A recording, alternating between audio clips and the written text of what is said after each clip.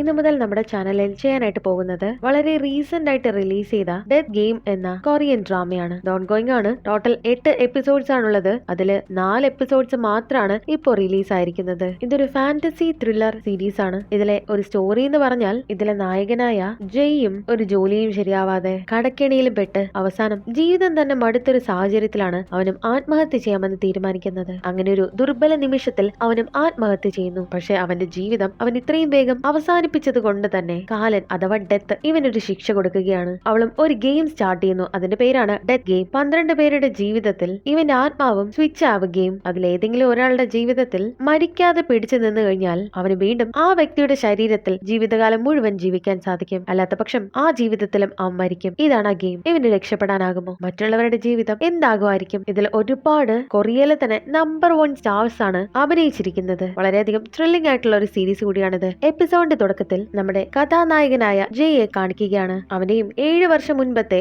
ഒരു സംഭവമാണ് കാണിക്കുന്നത്. അവനും ജോലി തേടി ഒരു ഇന്റർവ്യൂവിന് പങ്കെടുക്കാനായി പോവുകയാണ്. അവന്റെ ഗേൾ ഫ്രണ്ടും അവനെ വിളിക്കുന്നുണ്ട്. അവളുടെ പേര് ജിസു എന്നാണ്. അവളും അവനെ എൻകറേജ് ചെയ്യുന്നുണ്ട്. ജേക്കാങ് എന്ന് പറയുന്ന ഒരു കമ്പനിയിലാണ് ഇവനും ഇന്റർവ്യൂവിന് പോകുന്നത്. എന്തായാലും അവന് ജോലി കിട്ടും എന്ന് പറഞ്ഞിട്ട് അവളും അവനെ മോട്ടിവേറ്റ് ചെയ്യുന്നു. അങ്ങനെ അവന് പോകുന്ന സമയമാണ് ഇവന്റെ മുൻപിൽ കൂടി ഒരാൾ പോകുന്നുണ്ട്. അയാളും ഓടി വന്ന് ഒരു റോഡിന്റെ നടുക്ക് നിൽക്കുന്നു. ഒരു കാറും അയാളെ ഇടിച്ചിടുന്നുണ്ട്. അയാള് ആത്മഹത്യ ചെയ്തതാണെന്ന് ആ കണ്ടു നിൽക്കുന്ന എല്ലാവർക്കും മനസ്സിലായിട്ടുണ്ടായിരുന്നു. ആ ഒരു കാഴ്ച ജയെ വല്ലാതെ തളർത്തിയിട്ടുണ്ടായിരുന്നു. ആ മനുഷ്യനും അവിടെ വെച്ച് തന്നെ മരിച്ചു പോകുന്നു. അവനും വല്ലാതെ ഷോക്കാകുന്നു. ശേഷമാണ് അവനും ഇന്റർവ്യൂവിന് പോകുന്നത്. അവന്റെ കൈയും കാലൊക്കെ വല്ലാതെ വിറയ്ക്കുന്നുണ്ട്. ഇന്റർവ്യൂ ചെയ്യുന്ന ആളും ജയ്യോട് എന്തോ ഒരു ചോദ്യവും ചോദിക്കുന്നുണ്ട്. അവനാണെങ്കിൽ ഒരു കാര്യവും ശ്രദ്ധിക്കുന്നില്ല. ഇപ്പോഴും ആ ഷോക്കിൽ തന്നെയാണ്. ഇന്റർവ്യൂ ചെയ്യുന്ന ആളും എന്തുകൊണ്ട് നിങ്ങൾ ഉത്തരം പറയാത്തതെന്ന് ചോദിക്കുമ്പോ ജയും പറയുന്നത് ഞാൻ കേട്ടിട്ടുണ്ടായിരുന്നില്ല, ഒന്നുകൂടി ആ ചോദ്യം ചോദിക്കാമോ എന്ന് ചോദിക്കുമ്പോ ഇന്റർവ്യൂവറും ജയുടെ തൊട്ടടുത്തിരിക്കുന്ന ആളോടാണ് ക്വസ്റ്റ്യൻ ചോദിക്കുന്നത്. അങ്ങനെ അവനും ആ ഒരു ഇന്റർവ്യൂവും കിട്ടുന്നില്ല. ശേഷം 7 വർഷവും അവനൊരു സ്ഥിരമായ ജോലിക്ക് വേണ്ടി ശ്രമിച്ചുകൊണ്ടേയിരിക്കുകയാണ്. അവന് ഒരുപാട് കടങ്ങളും ഉണ്ട്. അവൻ സ്റ്റുഡന്റ് ലോൺ എടുത്തത് കൊണ്ട് തന്നെ ഒരുപാട് പാർട്ട് ടൈം ജോലിയൊക്കെ ചെയ്തിട്ടാണ്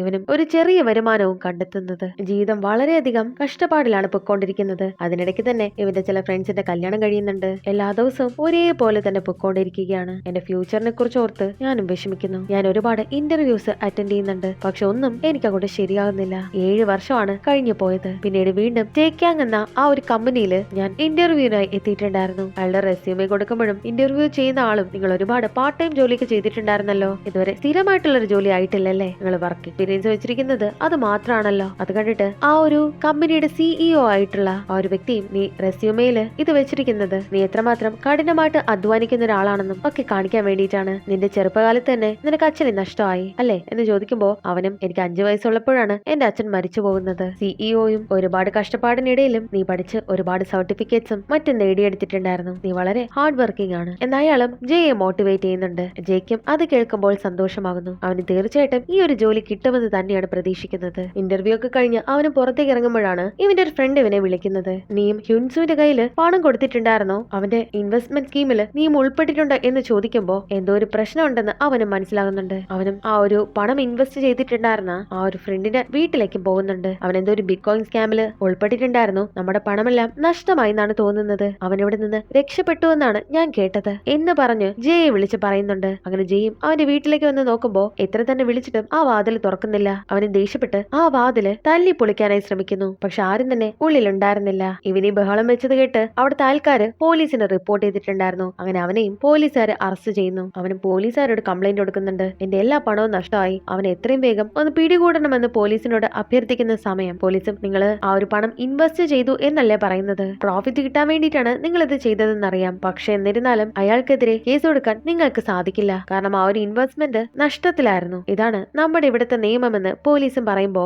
ജയും നിരാശനായി വീട്ടിലേക്ക് മടങ്ങുന്നു. ആ പോകുന്ന വഴിക്കാണ് ഇവന്റെ ഗേൾ ഫ്രണ്ടായ ജിസുവിനെ അവനും കാണുന്നത്. അവളെയും ആരോ കാറിൽ കൊണ്ടാക്കി അവൾക്ക് കുറച്ച് ഫ്ലവേഴ്സ് ഒക്കെ കൊടുത്തിട്ട് പോകുന്നത് ജയും ശ്രദ്ധിക്കുന്നു. ഇവരും 7 വർഷത്തിലായി പ്രണയത്തിലാണ്. അത് കണ്ടിട്ട് അവനും ജിസുവിന്റെ അടുത്ത് സംസാരിക്കുന്നുണ്ട്. അവളും അവന് കുറച്ച് പണം കൊടുക്കുന്നുണ്ട്. എനിക്കറിയാം ഈ മാസത്തെ പാർട്ട് ടൈം ജോലിയെല്ലാം നിനക്ക് മിസ്സായിട്ടുണ്ടാവും, കാരണം നീ ഇന്റർവ്യൂവിന് വേണ്ടിയിട്ട് പ്രിപ്പയർ ചെയ്യുകയല്ലായിരുന്നോ, അതുകൊണ്ട് ഇത് വെച്ചോളൂ എന്ന് പറഞ്ഞ് അവളും ആ പണം അവന് കൊടുക്കുന്നുണ്ട്. അത് കണ്ടിട്ട് അവനും നിനക്ക് പുതിയ ബോയ് ഫ്രണ്ടിനെ കിട്ടിയോ, നീ ബ്ലൈൻഡ് ഡേറ്റിന് പോയതാണോ എന്നൊക്കെ പറഞ്ഞ് അവളോട് ചോദിക്കുന്നു. അവളും അത് നിഷേധിക്കുന്നുണ്ട്. ഞാൻ അങ്ങനെയൊന്നും ചെയ്തിട്ടില്ല. അവനും നിനക്ക് എന്നിൽ നിന്നും അകലാനായി താല്പര്യമുണ്ടോ, എന്നെ പോലെ ഒരു ലൂസറിന് വേണ്ടി നീയും സമയം കളയുന്നത് കാണുമ്പോ എനിക്കും വിഷമമുണ്ട്. നിനക്കിത് ഒരുപാട് പ്രഷർ ആയിരിക്കും. ഞാൻ എപ്പോഴും നിനക്ക് ഒരു ഭാരമായിട്ടേ ഉള്ളൂ. അതിന് അവളും നിനക്ക് കുറച്ചുകൂടി നന്നായിട്ട് വർക്ക് ചെയ്യായിരുന്നല്ലോ. അത് കേട്ടിട്ട് അവനും ഞാൻ ഒന്നും തന്നെ വർക്ക് ചെയ്യുന്നില്ലെന്നാണോ? പിന്നെ ഞാൻ ഇത്രയും കാലം എന്ത് ചെയ്തുകൊണ്ടിരിക്കുകയാണെന്നാണ് നീ വിചാരിച്ചിരിക്കുന്നത്? എത്രയൊക്കെ തന്നെ ഞാൻ ശ്രമിച്ചിട്ടും ഒന്നും തന്നെ ശരിയാവുന്നില്ല. എനിക്ക് മതിയായി. നമ്മുടെ റിലേഷൻഷിപ്പ് തന്നെ നോക്കിക്കേ. നിനക്കും എല്ലാം ഓക്കെ ആയിട്ട് തോന്നുന്നുണ്ടോ എന്ന് പറഞ്ഞിട്ട് അവനും ആ പണം തിരികെ കൊടുക്കുന്നു. നമുക്കെല്ലാം ഇവിടെ വെച്ച് നിർത്താം. നീ എനിക്ക് വേണ്ടി ഒരുപാട് കാര്യങ്ങൾ ചെയ്തു തന്നു. നിനക്ക് നല്ലൊരു ജീവിതം ഞാൻ ആശംസിക്കുന്നു എന്ന് പറഞ്ഞിട്ട് അവനും നടന്നു പോകുന്നു. അവനും ഉള്ളില് നല്ല വിഷമമുണ്ട്. അങ്ങനെ അവൻ വീട്ടിലേക്ക് വരുന്ന സമയമാണ് ഇവന്റെ സാധനങ്ങൾ മുഴുവൻ ആ വീടിന്റെ വെളിയിലിരിക്കുന്നത് ഇവനും കാണുന്നത്.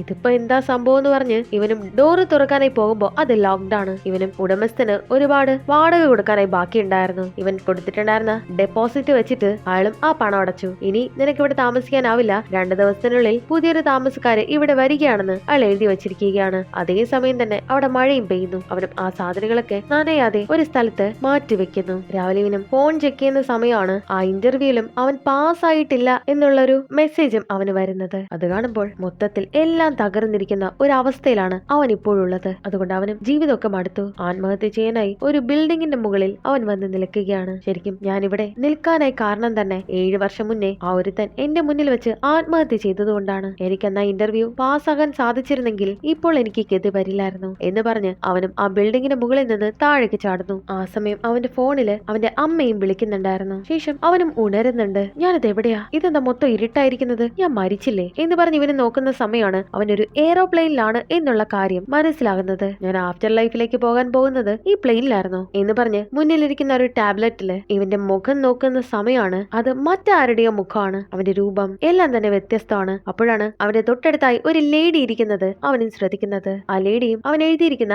ആത്മഹത്യക്കുറിപ്പ് വായിക്കുകയാണ്. എനിക്ക് മരണത്തെ ഒട്ടും തന്നെ പേടിയില്ലെന്നല്ലേ നീ എഴുതിയിരിക്കുന്നത്? നിങ്ങൾ എഴുതിയിരിക്കുന്നത് എനിക്ക് വളരെ ഇഷ്ടപ്പെട്ടു ജയ് എന്ന് അവനോട് പറയുന്നുണ്ട്. അത് കേട്ടിട്ട് അതിശയിച്ച അവനും എന്റെ പേര് നിങ്ങൾക്ക് ഇങ്ങനെ അറിയാം? നീ മരിച്ചു. അവളും കണ്ണാടി മാറ്റുമ്പോഴാണ് അവളുടെ കണ്ണുകൾ അവന് ശ്രദ്ധിക്കുന്നത്. അവര് മറ്റൊരു സ്ഥലത്തേക്ക് വരുന്നു. എനിക്കിത് എന്താ സംഭവിക്കുന്നതെന്ന് ജയ്യും ചോദിക്കുന്നുണ്ട്. ആ സ്ഥലം കണ്ടിട്ട് നമ്മളിപ്പോ നരകത്തിലാണ് നിൽക്കുന്നതെന്ന് അവനും ചോദിക്കുന്നുണ്ട്. ഡെത്തും പറയുന്നത് നമ്മൾ നരകത്തിലേക്ക് പോകാൻ പോകുന്നതേ ഉള്ളൂ. അതിനു മുന്നേ എനിക്ക് നിന്നെ ശിക്ഷിക്കണം. എന്തിനാണെന്ന് അവനും ചോദിക്കുന്നു. ഞാൻ എന്ത് തെറ്റാ ചെയ്തത്? അതിനവളും നീ പാപം ചെയ്തു. നിന്റെ ശിക്ഷ വളരെ കഠിനമായിരിക്കും. എന്നെ ശിക്ഷിക്കാൻ നിങ്ങൾ ആരാണെന്ന് അവനും ചോദിക്കുമ്പോ എനിക്കൊരിക്കലും മരണമില്ല, ഞാനാണ് ഡെത്ത് എന്ന് അവനോട് പറയുന്നുണ്ട്. ഇവനും ആ നിൽക്കുന്ന സ്ഥലത്തിന് താഴേക്ക് നോക്കുമ്പോഴാണ് എന്തൊക്കെയോ ജീവികള് അവനും കാണുന്നത്. അവളും നിനക്കല്ലേ എന്നെ പേടിയില്ലെന്ന് പറഞ്ഞത്? ഞാനാണ് ഡെത്ത്. എന്നെ ഇൻസൾട്ട് ചെയ്തതിന് നിന്നെ ഞാൻ ശിക്ഷിക്കാനായി പോവുകയാണ് എന്ന് പറഞ്ഞ് അവനെ താഴേക്ക് തള്ളിയിടുന്നു. അവിടെ ഉണ്ടായിരുന്ന ആ ഒരു ജീവികളും അവന്റെ അടുത്തേക്ക് പോകുന്നു. അവനും പേടിച്ച് നിലവിളിക്കുന്നുണ്ട്. പക്ഷെ ഇത് അവന്റെ ഒരു ഇല്യൂഷൻ മാത്രമായിരുന്നു. അവനും ആ ഒരു രൂപത്തിലിരുന്ന് പേടിക്കുന്നു. അവനും ഇപ്പോഴുള്ളത് മറ്റൊരാളുടെ ശരീരത്തിലാണ്. അവനും ഇതെന്ത് ശിക്ഷയാണെന്ന് അവളോട് ചോദിക്കുന്നുണ്ട്. നീ 12 പ്രാവശ്യം മരിക്കാനായി പോവുകയാണ്. മരണത്തിന്റെ വക്കിൽ നിൽക്കുന്ന 12 മനുഷ്യരുടെ ശരീരത്തിലേക്ക് നിന്റെ ആത്മാവും പ്രവേശിക്കും. ഏത് ശരീരത്തിലാണോ നീ ഉള്ളത് അതിലിരുന്ന് തന്നെ നീ മരിക്കും. ആ അനുഭവങ്ങളിൽ നിന്നും നിനക്ക് മനസ്സിലാവും മരണമെന്ന് പറയുന്നത് എത്രയ്ക്കും കഠിനമായിട്ടുള്ള കാര്യമാണെന്ന്. അതിലേതെങ്കിലും ഒരു ശരീരത്തിൽ അവരുടെ മരണത്തെ നിനക്ക് തടയാനായാൽ നിനക്ക് പിന്നെ ജീവിക്കാം അവരുടെ ശരീരത്തിൽ തന്നെ. പക്ഷെ അവനും ചിന്തിക്കുന്നത് എനിക്ക് ജീവിക്കണ്ടല്ലോ. ജീവിതം എന്ന് പറയുന്നത് എനിക്കൊരു നരകമായിരുന്നു. അതുകൊണ്ടാണ് ഞാൻ ആത്മഹത്യ ചെയ്യാൻ തന്നെ തീരുമാനിച്ചത്. എന്നിട്ട് വീണ്ടും ഞാൻ ജീവിക്കാനായി പോവുകയാണോ? എനിക്ക് വേണ്ടെങ്കിലോ? ഞാനിപ്പോ മരിച്ചിട്ടുണ്ടല്ലോ, എല്ലാം കഴിഞ്ഞു. അതിന് ഡെത്തും നീ വിചാരിക്കുന്നത് മരിച്ചു കഴിഞ്ഞാൽ എല്ലാം കഴിഞ്ഞു എന്നാണോ? ഇതൊരു തുടക്കം മാത്രമാണ്. നമുക്ക് കാണാം നീ എങ്ങനെയാണ് ഓരോ കാര്യങ്ങൾ അനുഭവിക്കാനായി പോകുന്നതെന്ന് എന്ന് പറഞ്ഞ അവളും അപ്രത്യക്ഷമാകുന്നു. ആ സമയം ഇവൻ സഞ്ചരിക്കുന്ന ഒരു പ്ലെയിനും കൺട്രോൾ ഇല്ലാതെ പോവുകയാണ്. അവനും മനസ്സിൽ വിചാരിക്കുന്നുണ്ട് ഞാനിപ്പോ മരിക്കാനായി പോവുകയാണോ എന്ന് പറഞ്ഞിട്ട് അവനും സീറ്റ് ബെൽറ്റ് ഒക്കെ ഇടുന്നുണ്ട്. അതിനെ എയർ ഹോസ്റ്റസും ഇവന്റെ പ്രവൃത്തി കണ്ടിട്ട് നിങ്ങൾ പേടിക്കേണ്ട ആവശ്യമൊന്നുമില്ല, കുറച്ചു നേരം കഴിയുമ്പോൾ ഇത് ശരിയാവുമെന്ന് പറഞ്ഞ് അവനെയും സമാധാനപ്പെടുത്തുന്നുണ്ട്. അവര് പറഞ്ഞതുപോലെ കുറച്ചു നേരം കഴിഞ്ഞപ്പോ ആ ഒരു പ്ലെയിനും നേരെ ആകുന്നുണ്ട്. അവനും മനസ്സിലോർക്കുന്നുണ്ട് ഞാനിപ്പോ രക്ഷപ്പെട്ടോ. ഇവനും ആ ഒരു പ്ലെയിനിന്റെ അകത്തുള്ള വശങ്ങളെല്ലാം കാണാനായി പോകുന്നു. വളരെ ലക്ഷൂറിയസ് ആയിട്ടുള്ള പ്ലെയിൻ ആയിരുന്നു അത്. അവിടെ കുറച്ച് ഔട്ട്ഫിറ്റും കുറെ വില കൂടിയ വാച്ചും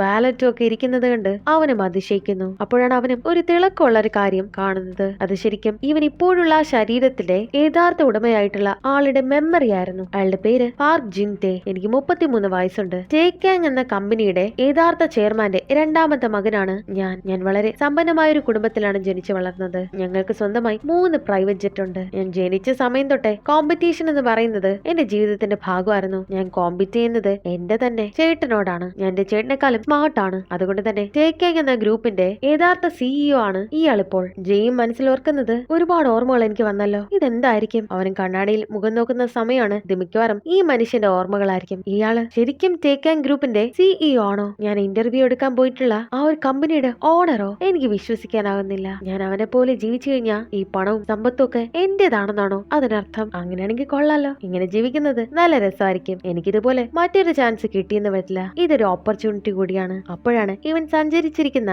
ആ പ്ലെയിനിന്റെ എഞ്ചിനിലും തീ പിടിക്കാനായി തുടങ്ങുന്നത്. പ്ലെയിനിന്റെ ഉള്ളിലിരുന്ന് അവനും അത് കാണുന്നുണ്ട്. ആ പ്ലെയിനും ആടി ഉലയുകയാണ്. അവനും രക്ഷപ്പെടാനായി ഒരുപാട് കഷ്ടപ്പെടുന്നുണ്ട്. അവസാനം ആ പ്ലെയിനും പൊട്ടിത്തെറിക്കുന്നുണ്ട്. അവനും അതിനുള്ളിലിരുന്ന് തന്നെ വെന്ത് മരിക്കുന്നു. ശേഷം അവൻ ഉണരുമ്പോ മറ്റൊരു സ്ഥലത്താണുള്ളത്. ഞാൻ വീട് തിരിച്ചു വന്നു. ശരിക്കും 12 മരണവും കഴിഞ്ഞു. അപ്പോഴാണ് ഡെത്തും പറയുന്നത് ഇനി 11 കൂടെ ബാക്കിയുണ്ട്. അവൻ ആ സ്ഥലം കണ്ടിട്ട് ഇതെന്താണെന്ന് ചോദിക്കുമ്പോ അവളും അത് നരക കവാടം ആണെന്ന് അവനോട് പറയുന്നുണ്ട്. ആ സമയം അവളുടെ മുന്നിലും ഒരു ക്ലോക്ക് ഇരിക്കുന്നുണ്ടായിരുന്നു. അത് 11ലേക്ക് മാറുന്നു. അവിടെ കുറച്ച് ബുള്ളറ്റും ഇരിക്കുന്നുണ്ട്. അതില് അവനിനി ബാക്കിയുള്ള മരണത്തെയാണ് അതും സൂചിപ്പിക്കുന്നത്. ഞാൻ നിന്നെ ഷൂട്ട് ചെയ്ത് കഴിഞ്ഞാ അത് വീണ്ടും തുടങ്ങും. അവനും ഞാൻ നേരത്തെ ഒരു തിളക്കമുള്ള ഒരു സാധനം കണ്ടിട്ടുണ്ടായിരുന്നല്ലോ, അതെന്താന്ന് ചോദിക്കുമ്പോ അവളും അത് നീ ശരീരത്തിൽ പ്രവേശിക്കുന്ന ആ വ്യക്തിയുടെ ഓർമ്മകളും അയാളുടെ കഴിവുകളും ആണ്. അവനും ഇതൊരു വീഡിയോ ഗെയിം കളിക്കുന്നത് പോലെ ഉണ്ടല്ലോ. ശരിക്കും ആ ഒരു ബോഡിയുടെ ഓണറിന് എന്താണ് സംഭവിക്കുന്നത്? അതിനവളും അയാൾ ശരിക്കും മരിക്കും, അതിനുശേഷമാണ് ഒന്നുകൂടി സമയം പുറകിലോട്ട് പോകുന്നത്. അപ്പോഴാണ് നീ അയാളുടെ ശരീരത്തിലേക്ക് പ്രവേശിക്കുന്നതും നിനക്ക് രക്ഷപ്പെടാനായാൽ അത് പിന്നെ മറ്റൊരു തരത്തിലേക്ക് അടിക്കും പോകുന്നത്. അവനും ഇത് ശരിക്കും ഗെയിം പോലെ ഉണ്ടല്ലോ. അവനും പരാതി പറയുന്നുണ്ട്, ഒരു പൊട്ടിത്തെറിക്കാൻ പോകുന്ന പ്ലെയിനകത്ത് വെച്ചിട്ട് ഞാൻ എന്ത് ചെയ്യാനാ, ഞാൻ എങ്ങനെ രക്ഷപ്പെടാനാ? അതിനവളും അത് നീയല്ലേ ചിന്തിക്കേണ്ടത്. അവനും അടുത്തിനി എന്താ സംഭവിക്കാനായി പോകുന്നത്? അവസാനത്തെ ആളിലും പ്രവേശിച്ചിട്ട് എനിക്കും രക്ഷപ്പെടാൻ കഴിഞ്ഞില്ലെങ്കിലോ എനിക്ക് എന്തായിരിക്കും സംഭവിക്കുക? അവളും അങ്ങനെയാണെങ്കിൽ നീ നരകത്തിലേക്ക് പോകും. നിന്റെ പിന്നിൽ കാണുന്ന ആ ഒരു ഡോർ കണ്ടില്ലേ, ആ ഡോർ തുറന്നു കഴിഞ്ഞാൽ പിന്നെ നരകമാണ്. വേണമെങ്കിൽ നരകമൊക്കെ ഒന്ന് ഞാൻ നിന്നെ കൊണ്ട് കാണിക്കാമെന്ന് പറഞ്ഞിട്ട് അവനെയും കൊണ്ട് പോകുന്നുണ്ട്. അവനും ആ സ്ഥലം കണ്ട് ഒരുപാട് പേടിക്കുന്നു. ശേഷം അവനെയും തിരിച്ചു കൊണ്ടുവരുന്നുണ്ട്. അവനും കരയുന്നു, ഞാൻ എന്ത് തെറ്റാ ചെയ്തത്? ഞാൻ എന്തിനാ അവിടേക്ക് പോകുന്നത്? ഞാൻ അത്രയ്ക്ക് വലിയ പാപമൊന്നും ചെയ്തിട്ടില്ലല്ലോ. ഞാൻ ജീവിച്ചിരിക്കുന്ന സമയത്തും ഓരോ ദിവസവും എനിക്ക് നരകം പോലെയായിരുന്നു. എന്നിട്ട് ഞാൻ മരിക്കുമ്പോഴും എനിക്ക് നരകം തന്നെയാണല്ലോ. അവളും മനുഷ്യന്മാരെ കൊള്ളാലോ, അവര് ജീവിതത്തെ നരകം എന്ന് പറയും. എന്നിട്ട് ഇപ്പൊ നരകം കണ്ടിട്ട് നിനക്ക് എന്ത് തോന്നുന്നു? വീണ്ടും ഇവിടേക്ക് വരാനായി പോകുന്നുണ്ടോ? ഇല്ലെന്ന് അവനും. അതുകൊണ്ട് നീ എങ്ങനെയെങ്കിലും ആരുടെയെങ്കിലും ജീവിതത്തില് പിടിച്ചു നിൽക്കണമെന്ന് അവളും പറയുന്നു. അവനും ഞാൻ എത്ര തന്നെ ശ്രമിച്ചാലും ഇവിടേക്കാണല്ലോ തിരിച്ചു വരാനായി പോകുന്നത്. അതിനവളും അത് നിന്റെ പ്രവൃത്തി പോലെ ഇരിക്കും. നിനക്ക് അവരുടെ ജീവിതത്തിൽ പിടിച്ചു നിൽക്കാനായാൽ പിന്നീട് നരകത്തിലേക്ക് പോകേണ്ടി വരില്ല. അവനും അതിന് സാധിക്കോ? സാധിക്കുമെന്ന് അവളും. അവനും മനസ്സിൽ എന്തായാലും രക്ഷപ്പെട്ടേ മതിയാകൂ. ഈ ഓപ്പർച്യൂണിറ്റി എങ്ങനെയെങ്കിലും നല്ല രീതിയിൽ ഉപയോഗിക്കണം എന്ന് അവനും ചിന്തിക്കുന്നു. അവളും ഇതൊരു ശിക്ഷയാണ്. ആ ശിക്ഷയിൽ മരണമെന്ന് പറയുന്നത് എത്ര വലിയ കൊടൂരമാണെന്ന് നീ മനസ്സിലാക്കും. നീ ചിലപ്പോ രക്ഷപ്പെട്ടെന്ന് വരാം. നമുക്ക് സെക്കൻഡ് റൗണ്ട് തുടങ്ങിയാലോ എന്ന് പറഞ്ഞിട്ട് അവളും അവനെ ഷൂട്ട് ചെയ്യുന്നു. അവനും വീണ്ടും ഭൂമിയിലേക്ക് വരാനായി പോവുകയാണ്. അവനും ഒരാളുടെ ശരീരത്തിലേക്ക് പ്രവേശിക്കുന്നു. അയാളാണെങ്കിൽ സ്കൈ ഡൈവിംഗ് ചെയ്യുന്ന ഒരാളായിരുന്നു. ഇതെന്താ എന്റെ കയ്യില് പാരച്യൂട്ട് ഒന്നും തന്നെ ഇല്ലാത്തതെന്ന് അവനും അതിശയിക്കുന്നുണ്ട്. മറ്റു 3 പേരും കൂടി അവിടെ സ്കൈ ഡൈവിംഗ് ചെയ്യുന്നുണ്ട്. അതിൽ ഒരാളെ അവനും പിടിച്ചു വെക്കുന്നു. അവനും പേടിച്ച് നിലവിളിക്കുന്നു, എന്നെ ആരെങ്കിലും സഹായിക്കൂ എന്ന് അവനും നിലവിളിക്കുന്നു. അയാളുടെ പിന്നിലും പാരച്യൂട്ട് ഉണ്ടോ എന്ന് പറഞ്ഞിട്ട് അവൻ നോക്കുമ്പോ അത് വീഴാൻ പോവുകയാണെങ്കിൽ മാത്രമേ ഉപയോഗിക്കാവൂ എന്ന് എഴുതിയിട്ടുണ്ട്. അപ്പോഴാണ് ഇവൻ കയറിയ ആ ശരീരത്തിലുള്ള യഥാർത്ഥ ഉടമയുടെ ഓർമ്മകളും വരുന്നത്. എന്റെ പേര് സോങ് ജേസു, എനിക്ക് 38 വയസ്സാണുള്ളത്. എന്റെ ചെറുപ്പകാലം തൊട്ടേ അഡ്വഞ്ചറസ് ആയിട്ടുള്ള ഒരുപാട് കാര്യങ്ങൾ ഞാൻ ചെയ്യാറുണ്ട്. എനിക്ക് 4 ഗിന്നസ് വേൾഡ് റെക്കോർഡ്സ് ഉണ്ട്. ഇന്ന് ഞാൻ ചെയ്യാനായി പോകുന്നത് ഗ്രൗണ്ടിൽ നിന്നും 8000 മീറ്റർ ഉയരത്തിൽ നിന്ന് താഴേക്ക് ചാടി താഴെ കാണുന്ന ആ ഒരു നെറ്റിലേക്ക് വന്ന് വീഴണം. ഇന്നേ വരെ ഒരു TV ഷോസിലും ഇങ്ങനൊരു കാര്യമേ ടെലികാസ്റ്റ് ചെയ്തിട്ടില്ല. ഇത് ലോകത്തിലെ എല്ലായിടത്തുള്ള ആൾക്കാരും കാണുന്ന ഒരു കാര്യമാണ്. ഇന്ന് ഈ ചലഞ്ചിൽ ഞാൻ സക്സസ് ആയി കഴിഞ്ഞാൽ എന്റെ ഓണർ എനിക്ക് 3 ബില്യൺ പണം തരും. ഈ 3 ബില്യൺ എന്ന് കേട്ടപ്പോ അവനും പെട്ടെന്ന് എന്തോ കോൺഫിഡൻസ് വന്നതുപോലെ തോന്നി. ഇവന്റെ അടുത്ത തിളക്കമുള്ള സാധനം വരുമ്പോ അവരുടെ ഓർമ്മകളും അവരുടെ കഴിവുകളും ഇവർക്ക് ലഭിക്കും. അതുകൊണ്ട് തന്നെ ഇവനും വീണ്ടും ബാലൻസ് ചെയ്ത് സ്കൈ ഡൈവിംഗ് ചെയ്യുന്നു. എനിക്ക് മനുഷ്യന്റെ കഴിവുകൾ വെച്ചിട്ട് എങ്ങനെയെങ്കിലും രക്ഷപ്പെടാൻ സാധിക്കുമെന്നാണ് തോന്നുന്നത്. ഇതും ഒരു കമ്പനിക്കാര് ലോകമൊട്ടാകെ സ്ട്രീം ചെയ്തുകൊണ്ടിരിക്കുകയാണ്. അവർക്കും റേറ്റിംഗ് ഒരുപാട് കൂടുന്നു. 25% മുകളിൽ റേറ്റിംഗ് പോവുകയാണെങ്കിൽ നിങ്ങൾക്ക് എല്ലാവർക്കും സ്പെഷ്യൽ അലവൻസ് ഉണ്ടെന്ന് അയാളും വിളിച്ചു പറയുന്നു. മറ്റുള്ളവരും അതിൽ സന്തോഷിക്കുന്നു. ഇവിടെ ജെയും താഴെ എവിടെയാണ് ആ ഒരു നെറ്റ് ഉള്ളത് എന്നുള്ള കാര്യം നോക്കുന്നുണ്ട്. അങ്ങനെ അവനും അത് കണ്ടെത്തുന്നു. ഇവനും എങ്ങനെയൊക്കെയോ ബാലൻസ് ചെയ്ത് ആ ഒരു നെറ്റിന്റെ അടുത്തേക്ക് പോകാനായി നോക്കുന്നു. എല്ലാവരും ഇത് കണ്ടുകൊണ്ടിരിക്കുകയാണ്. മറ്റുള്ള 3 പേരും പാരച്യൂട്ട് ഓപ്പൺ ചെയ്യുന്നുണ്ട്. അവനും 3 ബില്യൺ കിട്ടും എന്ന് പറഞ്ഞ് താഴേക്ക് വന്ന് ചാടുന്നു. ആ വീഴ്ചയില് അവനും താഴെ വീണും മരിക്കുന്നു. അത് കണ്ടുകൊണ്ടിരുന്ന എല്ലാവരും അതിശയിച്ചിരിക്കുകയാണ്. ഇപ്പൊ ഇത് എന്താ സംഭവിച്ചത്? ഇതൊന്നും അറിയാതെ ഒരുത്തനും നമ്മുടെ റേറ്റിംഗ് 30% കൂടുതലുണ്ടല്ലോ സാർ എന്ന് പറയുന്നുണ്ട്. ഇവിടെ വച്ച് ഈ എപ്പിസോഡ് അവസാനിക്കുന്നു.